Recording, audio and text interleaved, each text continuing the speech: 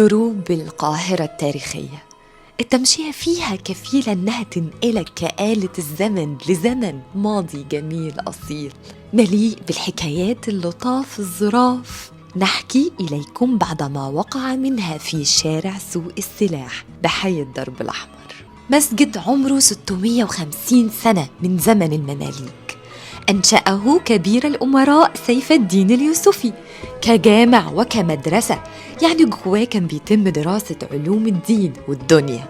سبيل وكتاب في غاية الجمال، عمره يقارب 300 عام، بنته امرأة غنية تدعى بدوية شاهين، وبنته كصدقة جارية على روح ابنتها الغالية رقية دودو، واللي ماتت في عز جمالها وشبابها.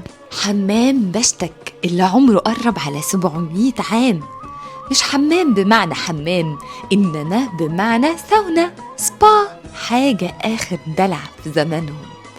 مسجد عمره حوالي 400 سنة، اسمه غريب قوي، آلتي برمق، وده لقب الشيخ اللي بينسب ليه المسجد ومدفون فيه، معناه بالتركية الأصابع الستة، يمكن كان عنده 6 أصابع فتسمى بكده. الحارة النظيفة، واللي كان اسمها أيام محمد علي بالحارة الوسخة.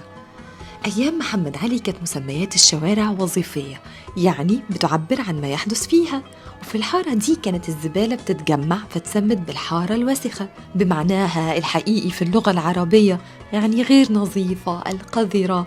ولكن مع بدايات القرن العشرين أهل المنطقة نظفوها فتم تغيير اسمها للحارة النظيفة. ولا بيت يكن اللي عاش فيه أجيال وراء أجيال من 400 سنة، ولولا شخصية محبة زي المهندس علاء الحبشي اشتراه ورممه كان زمانه موجود بس في الحواديت، ويرحل البشر ويبقى الأثر شاهد يحكي عنا مضى.